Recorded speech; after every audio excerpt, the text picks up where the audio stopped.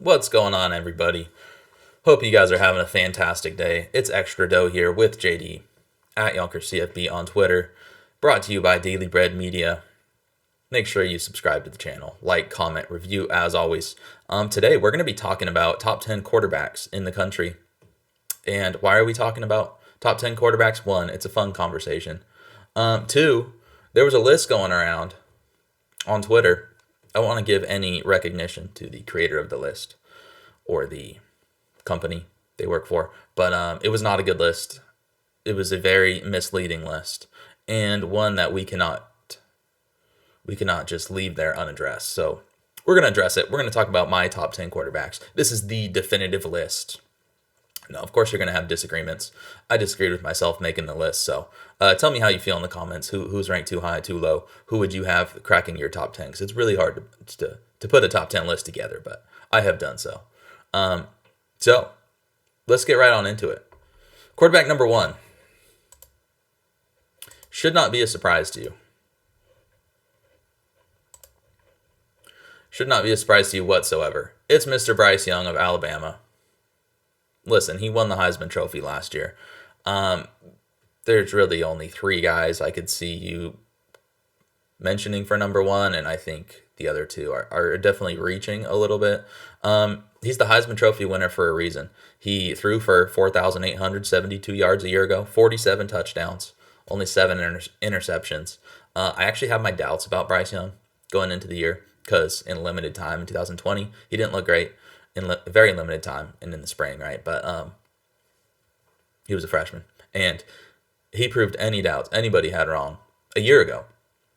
And he won the Heisman Trophy. So some things I love most about Bryce Young: he runs around the pocket, he makes things work. Basically, he had 0 rushing yards last year, but that's not an accurate reflection of what he brings to the table with his legs. I think creativity is probably his number one asset. He had 17 touchdowns under pressure a year ago. The stat that jumped out to me the most, because I could list his accolades. You probably already know, right? But the one that jumps out the most, he had 17 touchdowns under pressure last year, and that was the most in the nation by 6 total touchdowns. So he's very good under pressure. He runs around. He makes things happen. He's got a lightning quick release. The mental side of his game is very advanced. I think he's even going to take another step forward this year. He's done it all, and he deserves the top spot. Now, he's going to need to take a step forward this year, I think, which sounds crazy to say when he just won the Heisman. But the team loses their top 3 wide receivers, and I know it's Alabama. I know they're going to reload, but that is no small feat, and there's going to be even more on Bryce Young's shoulders when you hope to win a national championship like they do after not winning a year ago. I'm really excited to see, perhaps we see even another step forward in the evolution. He's going to be a top 3 pick. It could be the first overall selection, but I'm still tuning in. I'm still curious to see how it's going to work. So the guy who's number 2 on my list, and I think who has the most credence to perhaps being number 1 on other folks' lists, is Mr. C.J. Stroud with Ohio State.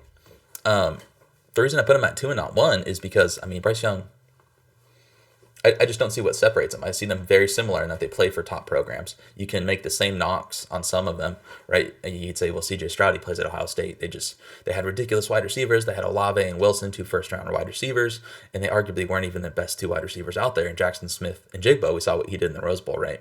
But you say the same thing about Bryce with his targets at Alabama, probably not quite to the same extent. So I just view them similarly, and Bryce Young has gone farther, and Bryce Young won the Heisman. So I think it'd be a little silly. Could C.J. Stroud surpass Bryce Young and be the number 1 overall pick in the draft? He absolutely could be, and I do think it is a close call. So overall, do you remember when last year people were doubting C.J. Stroud as the starter at Ohio State? Heading into the season, they were calling for Kyle McCord. And then do you remember C.J. Stroud got off to a rough start? He did not perform great over the first couple weeks of the season. And do you remember people were calling for his head? They said Ryan Day was making the wrong decision playing C.J. Stroud. That all seems like ancient history now, doesn't it? He had quite the year, to say the least. In the Rose Bowl, the last glimpse we saw of him, he had 573 yards and 6 total touchdowns. In total, 71% completion percentage, over 4,400 yards and 44 touchdowns. So there's really, the stats are going to be there with Ohio State quarterbacks, and C.J. Stroud is not just a stats guy, in my opinion. When you dig in deep, I mean, he's pretty dang good. He's good under pressure. He averaged over 8 yards per attempt under pressure. He's more of a pocket passer, doesn't really move around, but he throws an absolutely beautiful ball. He's slightly erratic, and he got better at that as the season went on. But that's why people were down on him to begin the year. Like he'd miss high, he'd miss low, he'd miss wide. Slightly erratic, but I think we saw the evolution of CJ Stroud, and I think we're going to see, like I said with Bryce Young, I think we're going to see even a next step forward here for him, because he was the Elite 11 winner in high school, and he improved drastically as the season went on last year as he got more reps. And I think as he's going through another full camp as the starter, you have to remember these are young kids. They're not set in stone. Who you thought CJ Stroud was in week 2 is not who he was at the end of the year, and it's probably not who he's going to be at week 2 this year and the end of this year. So overall at Ohio State, of course, you lose Olave and Wilson, but they're going to reload. They have Jackson Smith and Jigba. They have Emeka Egbuka, Marvin Harrison Jr. They have Julian Fleming. They're going to be just fine. He's going to have an absolutely tremendous season. Number 3, I have Caleb Williams from USC, so probably a conventional top 3 here. He has his fans for people who think he's number 1 in the country. I just think it'd be pretty silly to list him there. That's way more of a projection. Could he finish the year as number 1? Of course he could. He's very talented. I'm not taking anything away from him. If you want to say he's the most talented quarterback in the country, sure, whatever. But at this point in time, I think it'd be ridiculous to put him above those other 2. He's probably going to have a big year. He took over for Rattler halfway through last year, so we don't have a complete full season of data on this guy, but what we have is pretty spectacular. The thing that stands out most with him, and that makes him different than these top 2 guys, is it's really what he brings with his legs that is most intriguing to me. He has 4.57 speed in the 40 time, and he ran for 440 yards and 6 touchdowns last year, right, despite not quite playing the full year, and that's what intrigues me most with him. He's going to the Pac-12 for a brief stay in the Pac-12 as he transfers in, because USC's heading out, right? But with him and Lincoln Riley, it's set for them to have prolific numbers offensively, and Caleb Williams is an integral part of who they're going to be in the next 2 seasons. Like if Caleb Williams does not take that step up, USC's not going to do anything. If Caleb Williams is one of the best quarterbacks in the country, they could run the table in the Pac-12 if he's that great with the weapons they have. Jordan Addison, right, and Mario Williams transferred in. You already have Greg Bryant, et cetera, et cetera. He could have a prolific season. And the part that makes this interesting is he's going to need to, like I said, for this team to really do much. So I have my eye on him. They're only going to go as far as Caleb takes him. And the one thing I'm a little worried, not necessarily worried, but that I'm curious to see is there's been some talk about, right, his family members saying that he's got 2 seasons left in college. They don't want him to take as many hits running, right? But I think that's part of what makes Caleb Williams awesome is his running ability. That's really his most special trait, in my opinion. Like, for example, the play everyone remembers from last year came against Kansas, right? When he ripped the ball out of his running back's hand and got that first down. And that says one thing, that the most impressive play was against Kansas, and you needed it, and you were down 10 points at half. But he's just an awesome football player. So very excited to watch Caleb Williams this year. Number 4. Grayson McCall, Coastal Carolina.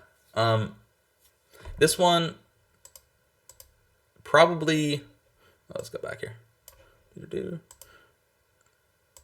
Probably, this is where things get a little tricky and people might start saying, how on earth do you have Grayson McCall, number 4 in the country? You're talking about these elite quarterbacks at elite positions, and all of a sudden you jump down to Grayson McCall. Yeah, man, I see what you're saying. He plays in the group of 5. He doesn't play at these other powerhouse programs. And normally I would say, okay, I was putting up these prolific numbers. Look at the competition, etc.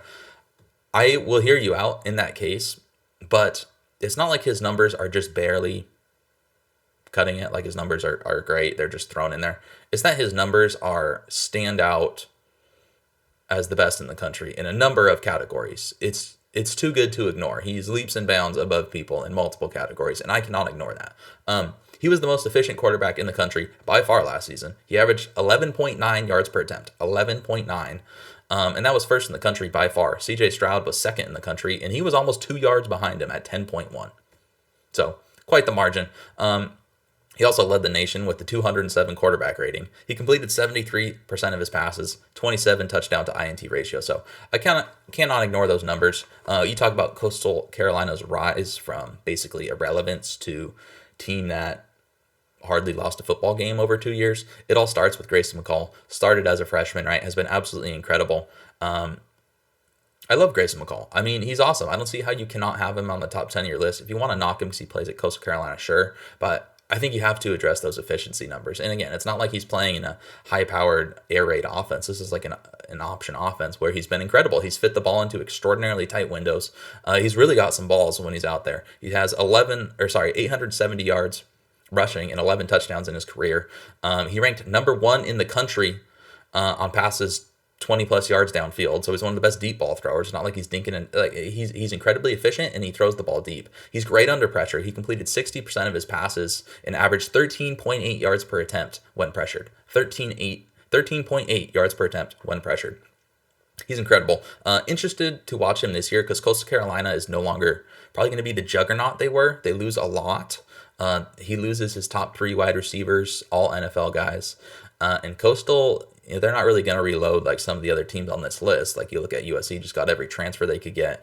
Ohio State, they got more 5 stars than Coastal Carolina has 3 stars. And Bryce Young, of course, we know Alabama. So he had a pretty serious injury. They haven't fully disclosed unless I've missed it. I believe it was a throwing arm injury, and that's kept him out throughout spring. And then with him losing his guys, it's going to really be even more on Grayson McCall's shoulder this year to keep Coastal Carolina relevant in the Sun Belt. All right, number 5. This one, I felt confident in this one. It was high for Tyler Van Dyke. So you say, how do you feel confident? Tyler Van Dyke was incredible last year for Miami. He came out of nowhere. I was not expecting it. He was nowhere near my list. I was watching the spring game last year, and I thought Jake Garcia was like the better backup option than Tyler Van Dyke. So shows you how much I knew. He came out of nowhere last year. At the end of last season, he had a stretch that it's almost impossible to match. It was almost historic. So he threw for at least 300 yards and 3 touchdowns in 6 consecutive games. Let me say that again. 300 yards and 3 touchdowns in 6 consecutive games. The only person to do that was 2019 Joe Burrow, the Heisman one. You ever heard of Joe Burrow? Yeah, he did that in 2019. And he's the only other quarterback to have accomplished that feat during the college football playoff era. So, and Joe Burrow had 7 straight when he did it. So, yeah, this kid's special. You don't just come out of nowhere and do that. That's a level of consistency and high performance that just doesn't really happen very often. Does he continue that this year? I don't really see why not. I'm thinking Tyler Van Dyke is the real deal. This is a little bit of a projection. It's probably higher than most people would put him on his list. But I'm looking at some of the names that are thrown out there as NFL draft prospects this year, and it's just like red flag after red flag for some of these guys. Tyler Van Dyke, it's like, man, I know he needs to show more. He needs to show it over a full season. He needs to show it. He needs to show it with the new coaching staff, Mario Cristobal in there. Josh Gaddis, we saw Justin Herbert with Mario Cristobal, and he looked, I know you say otherworldly when someone looks otherworldly. He did not look otherworldly. He looked very worldly at Oregon, which is hard to do for a quarterback of Herbert's caliber. So we're going to see how Van Dyke handles that transition, but I think he's going to handle it well, and that's why I have him so high up here. I was extremely impressed, going back, watching the game, seeing what he's doing. I don't see how you can't love this kid, and it's not like those 6 games were against nobody. That included upsets over NC State and Pitt, ACC champions Pitt, right, in back-to-back weeks is when he had that streak. So he really drives the ball downfield. He's going to have to avoid interceptions with his style. He was really driving the ball downfield with success, but we're going to see if that continues. Another area of concern I have is that he's not super mobile at all. Probably the least mobile guy on this list so far. And he wasn't spectacular under pressure. And I know Mario Cristobal's going to coach up that line. They should be better there, but they have not really been great on the offensive line lately. And there could be more pressure coming this year. And he only completed 38% of his passes and had a 5.4 yards per attempt when he was pressured. So that's something he's going to need to show me.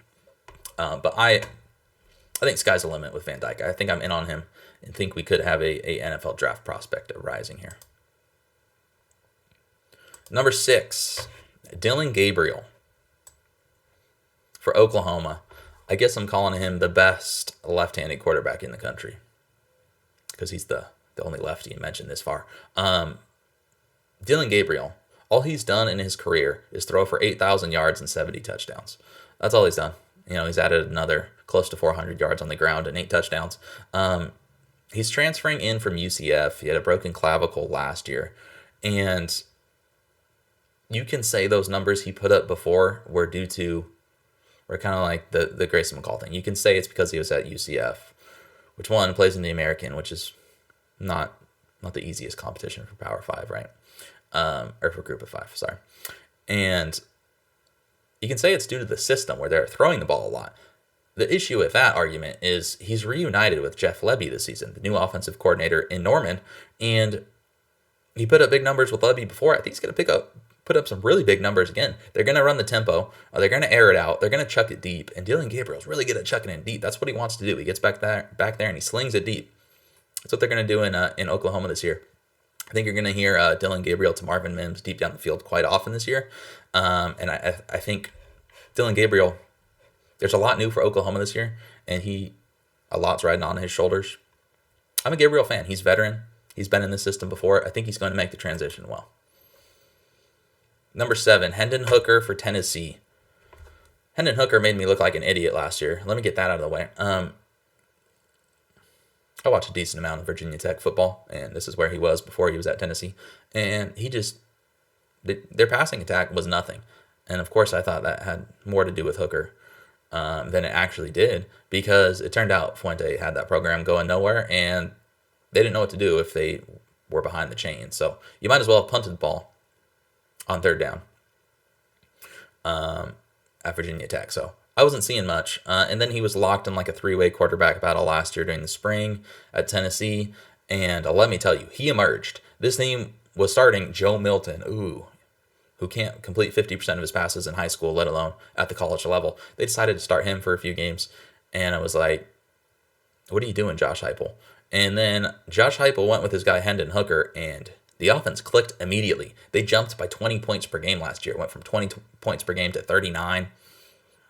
And a lot of that was due to Hooker. He had a fantastic year. Fantastic. Hard to poke any holes. He completed 68% of his passes, threw for almost 3,000 yards. He had 31 touchdowns and only 3 interceptions. So he's throwing it deep. He was throwing it efficiently. He also added a lot with his legs, which is what makes him interesting. 600 yards and 6 touchdowns. Rushing, I think a lot of reason he doesn't get mentioned with some of these upper names is that if you look at him in the NFL draft, he's going to be 25 years old by the time the NFL draft comes along. So he's an extreme veteran. That makes him, for this year in college football, I had to put him on my top 10. I don't care about his age. He's going to be amazing. He's going to be in a great system. He's a perfect fit for Josh Heupel. And he's putting up those numbers in the SEC. Like, there were a lot of quarterbacks. The ACC had about like 5-6 names. It was hard, I wanted to put them all on this list. And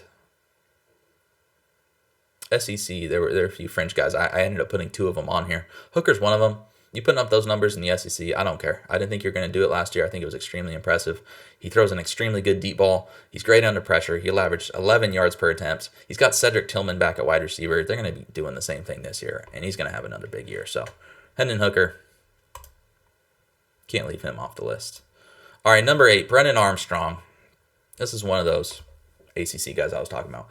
I could not keep Brennan Armstrong off this list. I feel like there's so many doubters with Brennan Armstrong, and I'm kind of tired of it. So while Armstrong nearly didn't make this list the first time I did it, I feel like people are just poking holes in this guy's game when they're ignoring the accomplishments that he's put up. And I don't want to belittle his accomplishments. Right, they're saying he threw the ball last year. He wasn't super efficient. Well, he was. He averaged almost 9 yards per attempt, so he threw the ball a lot, but he threw it pretty damn well. That's why they kept throwing. You look at the team around him last year, they couldn't run the ball at all. They haven't for the last 2 years. I believe he's led the team in rushing the last 2 years. And their defense was miserable. They couldn't stop anyone. And you look at how they were even competitive in these games with so many negatives to point out. It was Brennan Armstrong. He was freaking awesome. This passing attack was awesome. So here are a list of things that Brennan Armstrong ranks Number 1 in nationally among returning quarterbacks. First in passing yards per game. First in total yards per game. First in PFF's grade under pressure. That's pretty impressive. I like Brennan Armstrong. I don't want to belittle his accomplishments by saying he threw the ball last year. Again, he did it well. He's also first in big time throws. I cut my list short. He's also first in red zone touchdowns. He's also first and third in long conversion rate. I don't know what to do with those accolades. Those are impressive. He's back. All of his top weapons are back a year ago. They have to replace the whole offensive line. We'll see how that goes. They have a new offensive coordinator who says they want to run the ball with the new offensive line, and a rushing attack that hasn't done anything, and their top rusher transferring to Washington. So we'll see how that goes. Tony Elliott and Des Kitchens. We'll see how that goes. Good luck.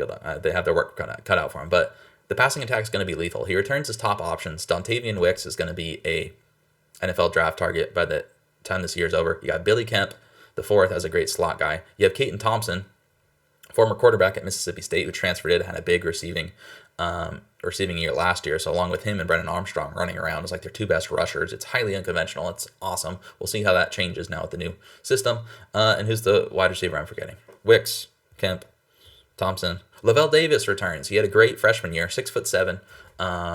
Great red zone threat, and he was injured for all of last year. Now he returns. So you have four amazing options. Brennan Armstrong's going to have a big year, and I felt ridiculous if I was going to leave him off this list. So the second lefty to make the list, Brennan Armstrong. Number 9, KJ Jefferson. I love KJ Jefferson. One of my favorite players in college football. I couldn't leave him off this list. I couldn't do it. Sorry. I can make a case for a lot of guys. I can make a case for guys who had better numbers than he did. I don't care. I love what this Arkansas team is doing under Sam Pittman, and a lot of that falls on KJ Jefferson. First-time starter last year, and this whole revival we've seen under Sam Pittman and seen under Arkansas, I don't think it happens without KJ Jefferson back there. The depth behind him, I'm a little concerned if he gets hurt this year. So he's very big, a huge monster of a man, almost 250, and he's very mobile. He moves insanely well for how big he is. And he's not just a big guy who runs around. He plays in Kendall Briles' system, so he's going to be even better this year passing the ball, I believe. And he's going to have to be because they lose Treylon Burks to the NFL. That's a huge loss. He was a huge part of their passing attack. I think KJ Jefferson is going to take another step forward in year 2 under Kendall Briles. And like I said, he's going to have to. He throws a great deep ball. He was number 4 nationally when you're looking at yards per, I believe this was yards per attempt on his deep ball. I just wrote down in my notes. Number 4, deep ball. Forgive me. He's tremendous at throwing the deep ball. He's tremendously mobile. I love him. He's great under pressure. He averaged over 9 yards per attempt under pressure. KJ Jefferson is one of my favorite players in college football, and I could not keep him off this list. They had one of the most difficult schedules in the country last year. So when you're throwing out all these numbers for all these guys, some guys I left off the list I'll talk about.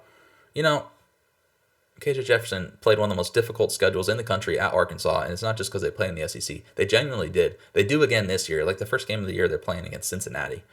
There's your non-con cupcake group of 5, right? A team that made the playoff. So he's going to have to show out again, but KJ Jefferson's awesome. I can't leave him off this list. Number 10, Sam Hartman. Oh, let's do that again. Where's our logos? Sam Hartman.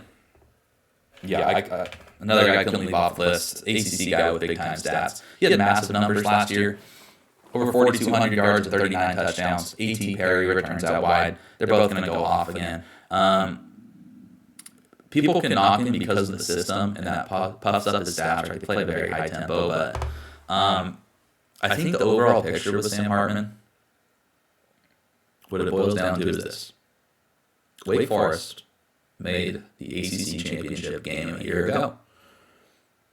For a school that, recruiting-wise, and they do a great job recruiting some 3-stars that are not rated high enough and whatnot, but you look at the 247 recruiting rankings, Wake Forest should be nowhere near the ACC title game. Why were they there? Great coaching, great quarterback play, and a great offense. And Sam Hartman was at the heart of it, so those stats they're puffed up. They needed every single one of those touchdowns, every single one of those yards to be the team they were. And they're going to need all that production again this season, and I think he's going to have another big season. So Yeah, I have to have Sam Hartman in my top 10 quarterbacks. You want to talk about why he's not higher up this list? I mean, yeah, my main issue with Sam Hartman, he's either like fantastic and amazing, putting up huge numbers, or he's had duds in the past, especially in big games. He's had some real duds where it's like if you figure out how to stop the offense, it just doesn't work at all, right? It either works or it doesn't. And last year against North Carolina, NC State, and Pitt, three bigger games, I guess if you don't want to call UNC a big game, that's fine. But NC State definitely was, and Pitt definitely was, right? He completed less than 50% of his passes in those, and that's not acceptable. So that's one thing I want to see from Sam Hartman. Are those big game struggles going to continue, or is that just a small sample size, and is it a team learning and adapting how to fit their system when they play tougher defenses? I think we're going to see. So, all right, there's the top 10 list. I want to talk about some honorable mentions. Guys who I had a hard time leaving off because there was a lot of them, and people are going to get upset I didn't mention their names. So I'll at least mention their names. Malik Cunningham, another ACC quarterback. This guy ran for 1,000 yards last year. He throws an incredible deep ball. He didn't make the list only because, as far as passing down to down, he has a lot to work on in his progressions, and functioning passing offense at Louisville is something they're going to need to find this year. But he's incredible. He for sure, you can make an argument he's a top 10 talent in the country. Devin Leary, another ACC guy, probably the single toughest name. I love Devin Leary so much. He's for sure a top 15 quarterback. Only Bryce Young and CJ Stroud last year had a better differential in their touchdown to interception ratio than Devin Leary. He threw for 35 touchdowns and 5 interceptions. Kind of similar to what I said about Sam Hartman. And like, how did NC State have a big year last year? That doesn't happen unless Leary was absolutely incredible. Like, it's not like they have freaks of nature at the skill positions. You ask anybody, casual college football fan, to name skill position guys at NC State, and they're not going to. No disrespect to guys like Jordan Houston, exactly. I'm trying to think of Porter Rooks, right? Thayer Thomas, etc. But they're not going to be able to name him. So Devin Leary is awesome. I love him. He does fit the ball in some really tight windows, makes some really great throws. He's very fun to watch, but I worry about some of those becoming interceptions this year. I do. But he was a huge part of their success. I'm super high on NC State this year, and a lot of that has to do with Leary. So he was a big honorable mention guy. Guys like Jaron Hall at BYU, Will Rogers, obviously at Mississippi State, is going to put up insane numbers. Aiden O'Connell at Purdue, he's going to put up big time numbers. Will Levis is getting love as a possible number 1 overall draft pick, which I think is insane. I'm not doubting Levis too much because, I am, but he's near my list because he's got a cannon for an arm and he's extremely athletic. So I see the physical tools. I see why the NFL likes him, but he threw way too many interceptions. Like, this is a top 10 college football list, right? He threw way too many interceptions. Half of his yards went to Wan'Dale Robinson. Very high draft pick for the New York Giants, right? So he's just going to need to show me that next step in his game. And of course he could show me. And at the end of the year, he could be on this list. But I just need him to prove it to me this year, right? Cut down on those interceptions. Advance as a quarterback. And he could be on this list. So I wanted to name him as well. And then last but not least, Clayton Tune at Houston. I saw this from Joe Broback on Twitter. Shout out Joe Broback. Dana Holgerson, he has had 7 multi-year starters in his time at the FBS level. 7. He's been around the block, right? In their final seasons with him, these multi-year starters, as an OC or a head coach, they've averaged 4,300 yards and 36 touchdowns. On average, 4,300 yards, 36 touchdowns. Clayton Tune can run around. He was injured last year, hobbled. That's why his rushing stats weren't quite where they were, and he took a huge step forward as a passer. He returns Tank Dell as his top wide receiver. Clayton Tune could work his way on this list for sure. So make sure you yell at me in the comments. Who did I miss? What did I miss? Was I too low, too high? Let me know, because I'm sure everybody, especially fan bases, and especially if you're like, you didn't even mention my guy as a honorable mention. What's going on here? Let me know about it. So other than that, this is Extra Dough episode 8. We're going to be back next week. We're going to start our conference previews. We've got a lot to talk about these conference previews. We're going to be going pretty in depth here. Talking about returning starters for each team, key transfers in, key transfers out, what to expect. It's basically meant to be a primer for this betting season, so you're informed. You can sit there, plow through it. You can listen to it on 2x speed and really know what to expect going on this year without going over too much needless information, kind of honing down throughout this offseason what I'm looking for this team from these teams, all the Power 5 teams I'm going to hit. So we're going to start with the Big Ten West next week. I'm really looking forward to it. So other than that, thanks for listening and enjoy the rest of your day.